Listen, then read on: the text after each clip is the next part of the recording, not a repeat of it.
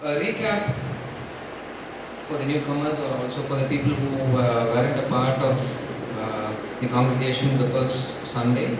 The first Sunday, my message was about pressing towards the goal. So this week it is a continuation. So the last message was about the attitude and approach towards pressing towards the goal. And this week it is about the preparation and practice, the everyday practice that is expected out of us. The key verse that we are going to meditate today is from Hebrews chapter 8, verse 10. This is the covenant I will make with the house of Israel after that time, declares the Lord. I will put my laws in their minds and write them on their hearts. I will be their God and they will be my people. Amen. Amen. Let us bow down in prayer. Heavenly Father, we thank you for this evening, Lord. Lord, I come into your presence. Lord, I'm not worthy to stand here and minister, Lord. Lord, it is you who qualify people, O Master. Lord, you cover me and reveal your word to your people, Lord. Let the people who came in should not go the way they came in, Lord. Fill their hearts, fill their minds with your word, Lord. In Jesus' mighty name, I ask. Amen. So Hebrew 8:10 says, the Lord will put His laws in our minds and write them on our hearts. So why does the Lord have to put His law in our minds and in our hearts? Why not give it to us as a tablet or a book or some other materialistic form? Why? Okay, I'll tell you what. In Old Testament, Genesis 6:5, the Lord was fed up with us. I would say He was fed up. In 6:5, it tells us, can someone read Genesis 6:5? The Lord saw how great man wickedness was there, and as if every inclination of the thoughts of his heart was only evil all the time. The inclination of thoughts of our heart are evil all the time. Inclination is the end point. Whatever we think, it takes us towards, everything is evil. So the Lord thought, okay, if He leaves us according to our own desires and thoughts, we always land up in evil. So that is why in New Testament, through the Lord Jesus Christ, the Lord promises a covenant to put His laws in our minds and to write them in our hearts. Okay, so His part is done. What is our part? What role do we have here? To be God's, okay, it also gives us the condition to qualify to be God's people. So, unless and until we carry His law in our minds and hearts, we are not qualified to be called His people. So that is one main qualifier. To be God's people, we should have the law in our heart and mind. What do we carry instead? Meaning, a 0% of whatever the law. We are carrying, instead of the law, or instead of the law of the Lord, we are carrying something else, 100% of something evil, or in parallel. Parallel meaning 50-50%. One step forward, one step backward. Okay?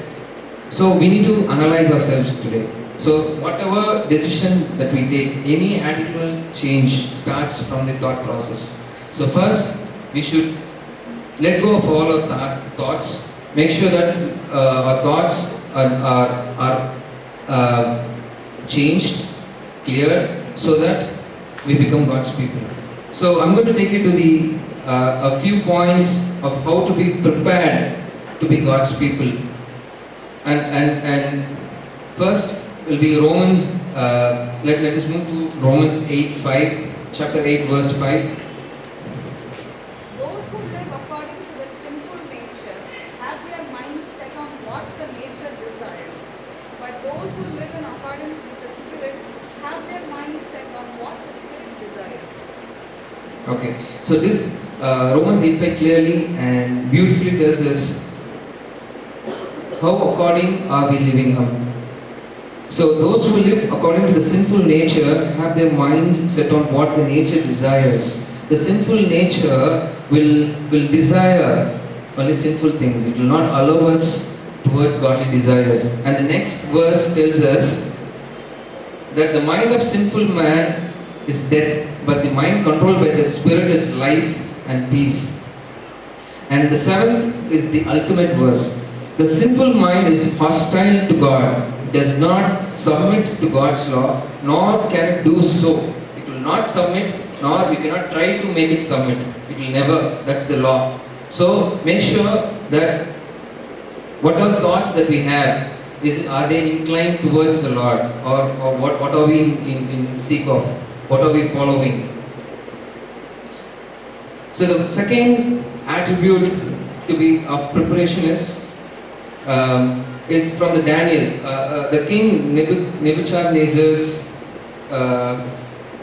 The one aspect of King Nebuchadnezzar's in Daniel, we see in Daniel 4:16. Can anybody read that for us? Let his mind be changed from that of a man, and let him be given the mind of an animal, till 7 times pass by for him. Okay, let me recap what happened here. Okay, in Daniel chapter 4, it's about Nebuchadnezzar's dream of a tree. He'll have a dream, and in his dream, Daniel will interpret that he will, out of his own pride, he will be thrown away from his kingdom. He will have to be in a forest for 7 years, until the point he raised his eyes towards the heaven and declare the Lord as his God. So we read it in chapter 34. It says, Daniel will interpret the dream, and the dream will get fulfilled. It will be like Nebuchadnezzar's narration. He will explain that in in verse 34. At the end of that time, meaning after 7 years, I, Nebuchadnezzar, raised my eyes towards the heaven, and my sanity was restored. My humanness was restored. What we have to infer from here is what controls us to be a man or an animal. We need to think a thought process strong enough to lead us to become an animal. You be in the desert or somewhere out of the society. That's why man is termed as a social animal. That's how social. That's how we are being termed according to society. So if our environment changes, if we are in a forest, if you read through this verse, they'll say there will be one verse saying he was driven away from people and ate grass like cattle. His body was drenched with the dew of heaven until his hair grew like the feathers of an eagle, and his nails like the claws of a bird. And ultimately his mind has become the mind of an animal.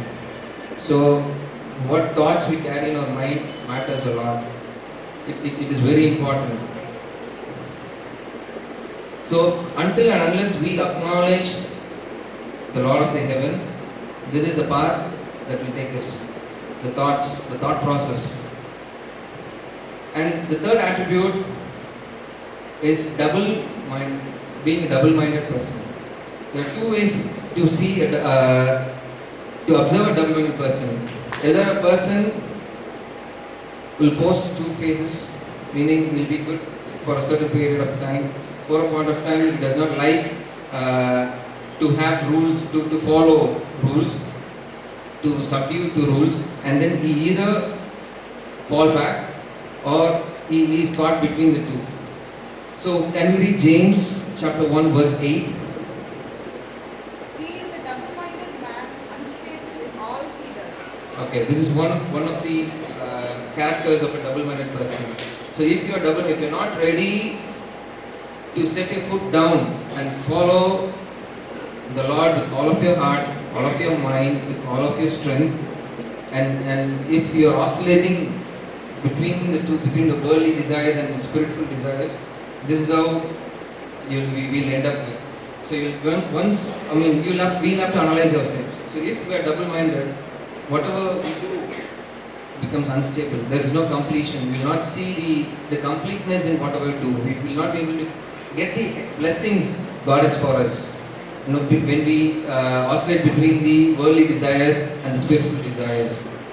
Also in Psalms 113, David says he hates double-minded men, meaning we should be aware and make sure that we are not going along with these kind of people.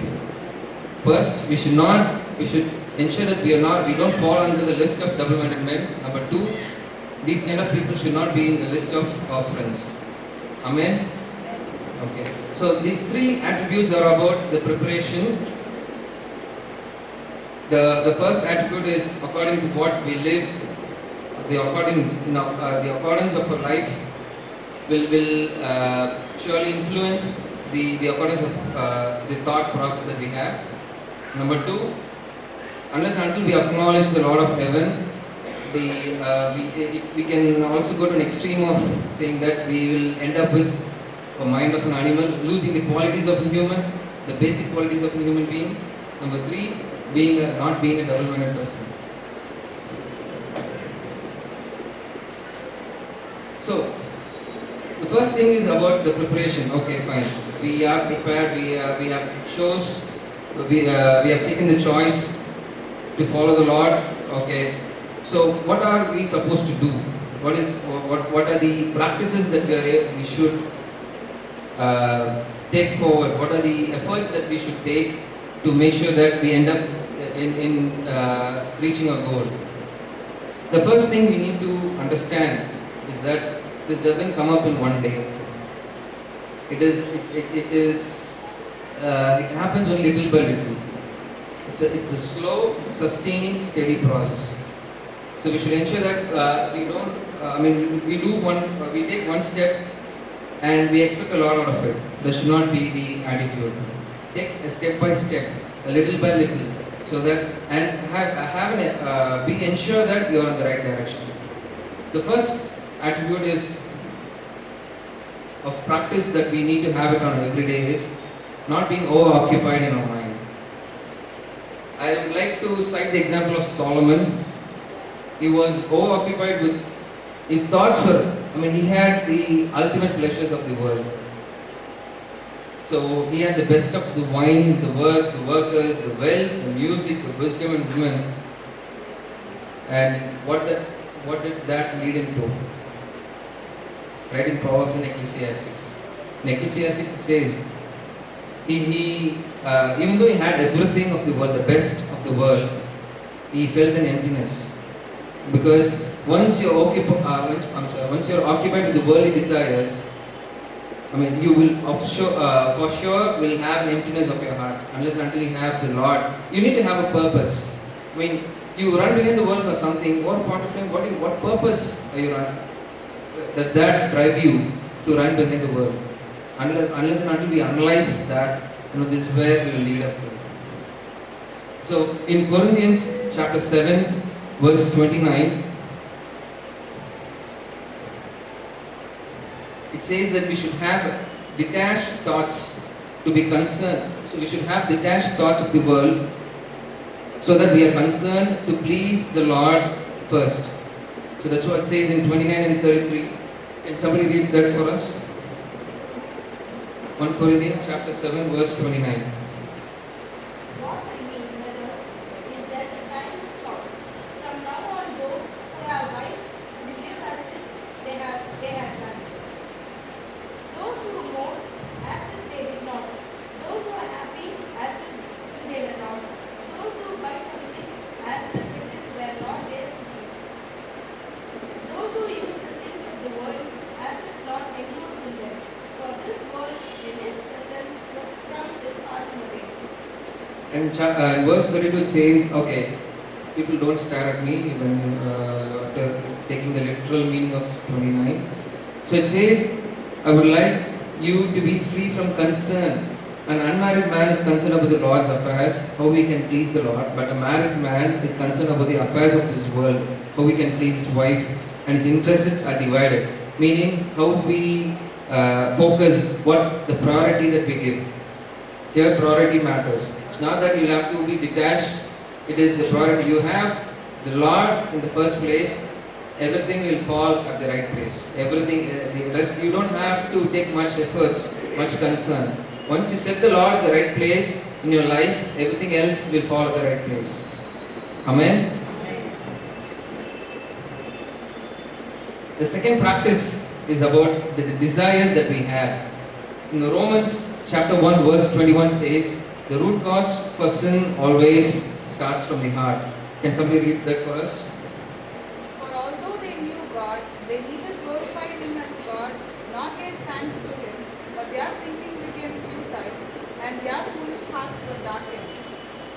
For although they knew God, they neither glorified Him as God, nor gave thanks to Him, but their thinking became futile, and their foolish hearts were darkened. Although they knew God, they neither glorified Him as God, or neither gave thanks to Him. So, the thought process that we have, not being thankful to the Lord, not glorifying the Lord, so all these are the root cause for sin. So once you're not being thankful, once you're not glorified, it means that you don't know the purpose of your calling in your life. So what you will ultimately be led to sinful desires. So that is why our desires matters a lot.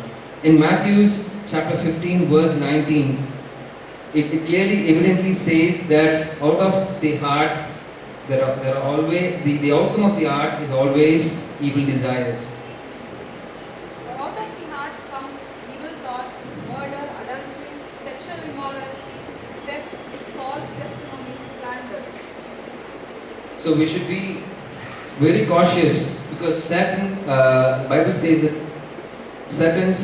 Satan lies like a crouching lion near our feet.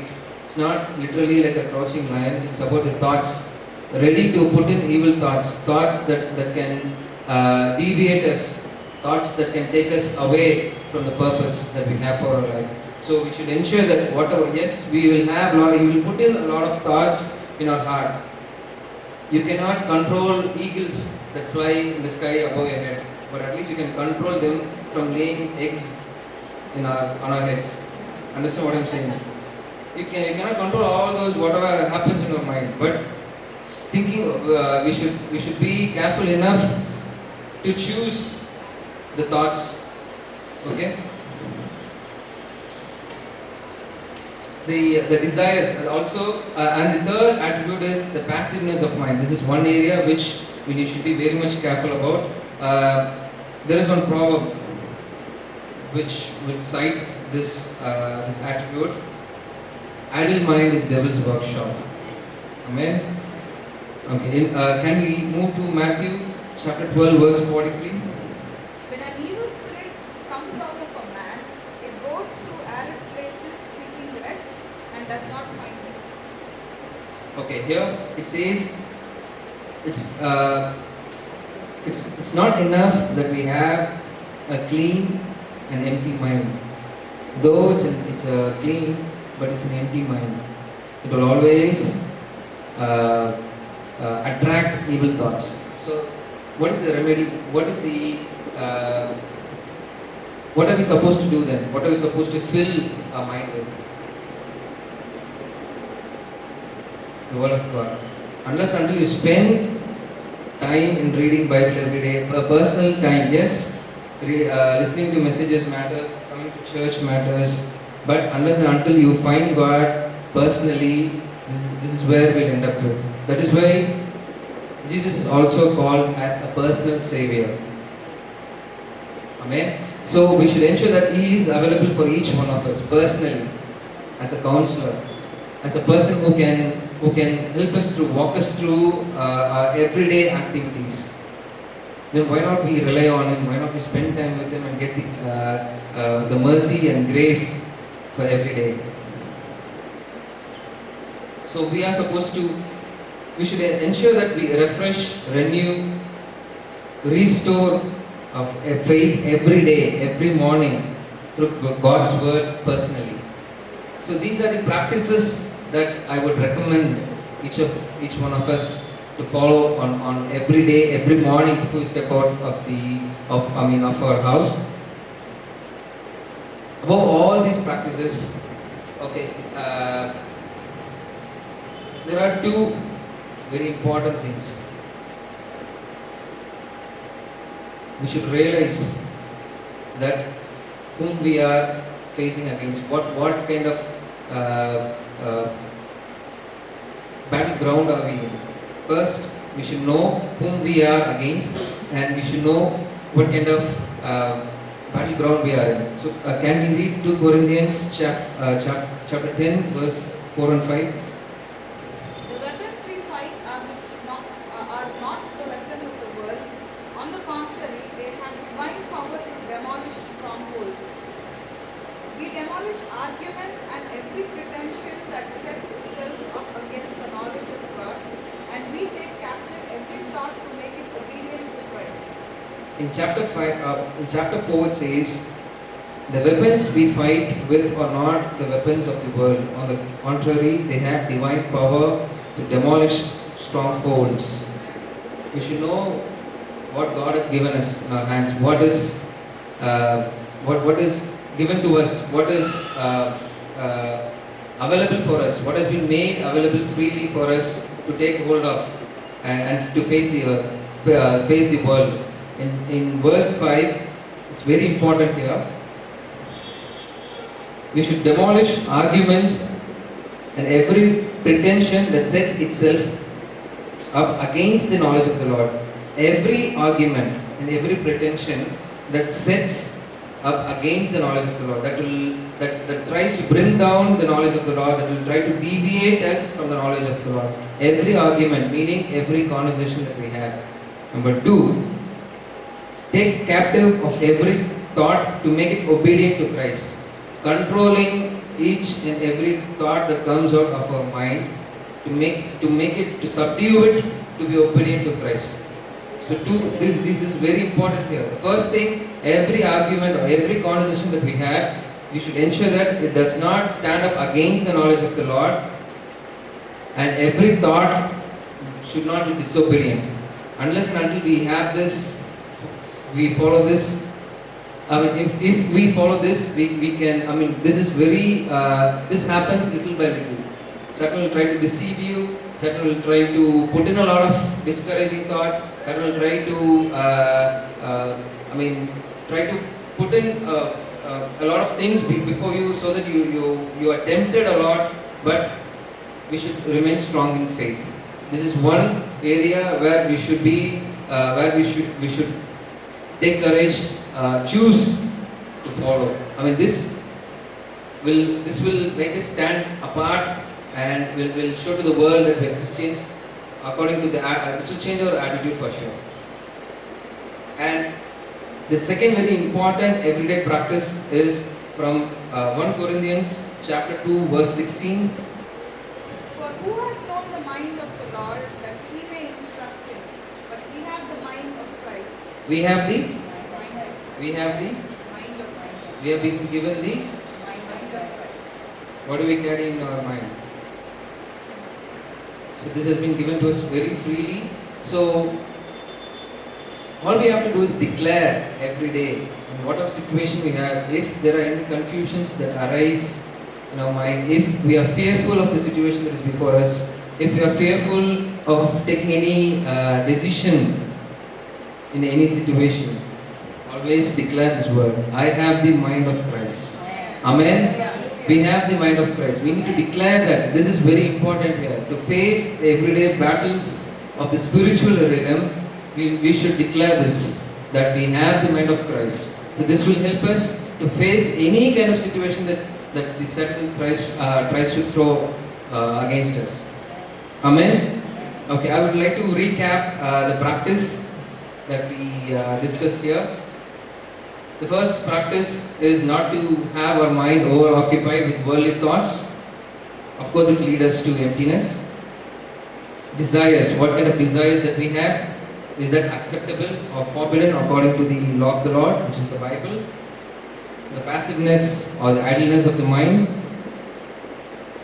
And above all, the two very important attitudinal changes that we need to exercise every day. It is a minute-to-minute activity, I would say. not a day activity. It's a minute-to-minute activity. Every thought you have, thought process is the fastest when compared to any other thing in the world. Your thoughts can take you anywhere at any. I mean, you can't control it. So it's a minute-to-minute activity. I would say it's a second-to-second activity. So we should ensure that we are aware and we are in control of every day, every minute conversation and our every minute thought process, and also declare that we have the mind of Christ. Amen. Let us stand up for the prayer.